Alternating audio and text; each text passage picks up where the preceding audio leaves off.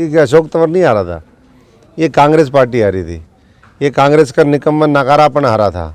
ये कांग्रेस में जो भ्रष्टाचार करते थे उसका जो है गाज जो है हमारे जैसे लोगों के ऊपर भी गिरती थी।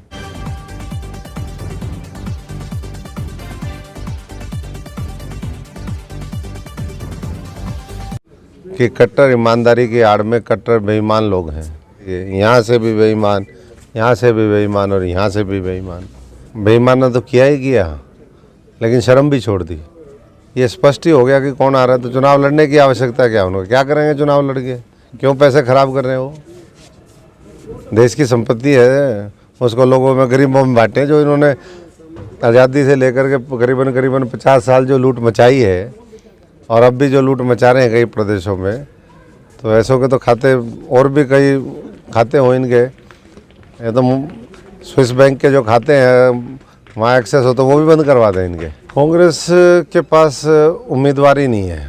आज शहीद भगत सिंह जी, राजगुरु, सुखदेव, जो हमारे इस भारत माता के महान सपूत हुए, जिन्होंने देश की आज़ादी के लिए अपनी जान की कुर्बानी कर दी। कोई 23 साल का था, कोई 24 साल, कोई 26 साल का। तो ऐसे भारत माता के महान सपूतों को आज याद करने का दिन है। मैं तो कई बार जहाँ उनको फांसी पर लटकाया गया, हुसैनी वाला बॉर्डर फिरोज़पुर, वहाँ भी कई बार जा कर के हम लोगों ने वहाँ पर श्रद्धांजलि भी अर्पित की, उनसे प्रेरणा भी ली और एक शक्ति मिलती है ऐसी जगह से। और आज ऐसे महापुरुषों को याद करने का दिन है और इस भारत माता को आज़ाद कराने के लिए लाखों करोड़ों लोगों ने तपस्या करी, कुर्बानियाँ दी। और मैं समझता हूँ कि आज उनके सपनों को पूरा करने के लिए हर भारतवासी को आगे बढ़ कर के पूरी मजबूती से लड़ाई लड़नी होगी। आज हम उनको श्रद्धा सुमन अर्पित करते हैं। यही आज के प्रोग्राम भी थे, बाकी साथियों से मिलने का है और सब साथियों में बहुत उत्साह है। टोहाना अभूतपूर्व जनादेश के साथ बहुत बड़ी जीत भारतीय जनता पार्टी को, नरेंद्र मोदी जी को, और 2047 का जो विकसित भारत का संकल्प है उसको पूरा करने के लिए उनका सहयोग करेगा। देखिए, ये तो होना ही था, सारे लोग देख ही रहे हैं।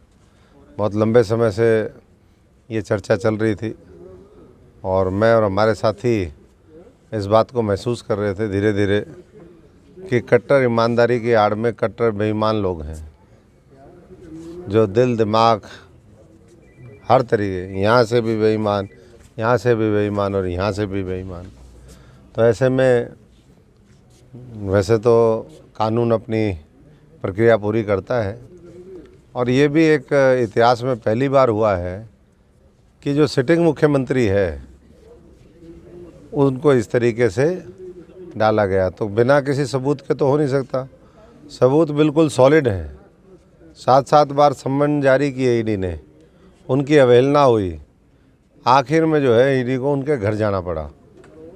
तो आप समझ सकते हैं कि ये लोग एक तरफ शहीद भगत सिंह का फ़ोटो लगाते हैं, दूसरी तरफ अंबेडकर जी का लगाते हैं और ना इनका देश के प्रति कोई समर्पण, ना संविधान के अंदर कोई वो।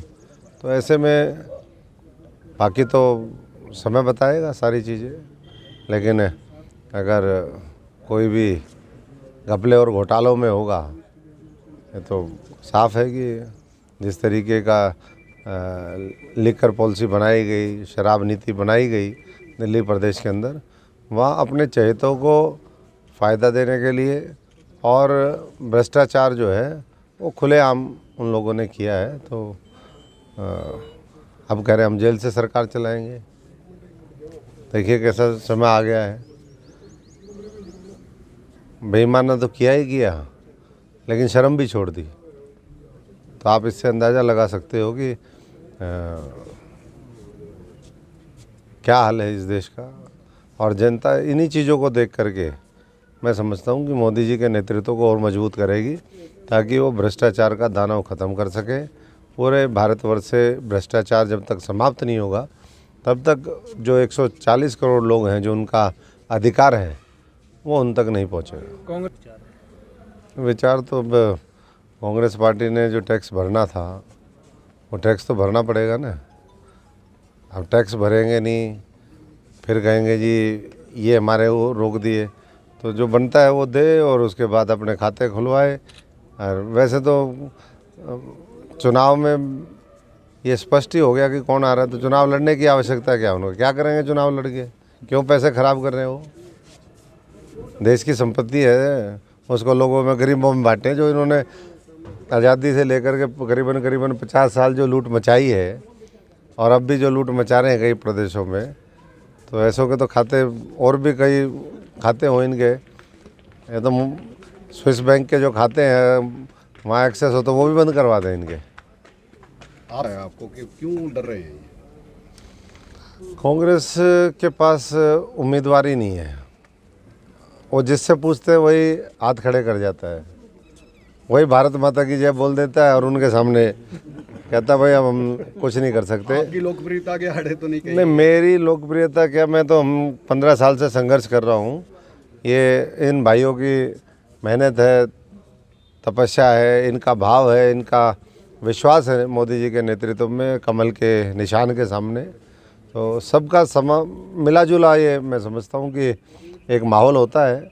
और अब कोई उम्मीदवार तो हो सकता है वो दें, लेकिन मुझे नहीं लगता कि वो अपनी ज़मानत भी जब बचा पाएगा। तो ज़मानत जब्त होगी। और ये पूरे हरियाणा की, ये यहाँ सिरसा की स्थिति नहीं है, ये पूरे हरियाणा की इसी तरीके की स्थिति है कि वो ये ढूंढ रहे कि ज़मानत बचाओ उम्मीदवार कौन है, क्योंकि ज़मानत तकरीबन सबकी जब्त होना तय है।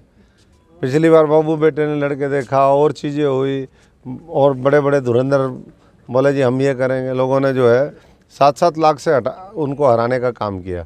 इस हरियाणा के अंदर पूरे देश की जो 3 टॉप सीट थी बड़े मार्जिन वाली, उसमें 2 हरियाणा की थी। मुझे लगता है इस बार जो है सारे रिकॉर्ड हरियाणा से टूटेंगे। 10 की 10 टॉप सीटें हरियाणा में लक्ष्य हो गया है निर्धारित कि हर सीट हम 5 लाख से ऊपर से जीतेंगे। हर बूथ के ऊपर 370 वोट बढ़ाने का काम भारतीय जनता पार्टी के साथी करेंगे। तो उसी में मार्जिन, एक बूथ पे अगर 370 वो होंगे तो करीबन 2000 बूथ हमारे एक लोकसभा के अंदर अंतर्गत आते हैं। आप लगा सकते हैं कि कितनी बड़ी विजय की ओर भारतीय जनता पार्टी अग्रसर है।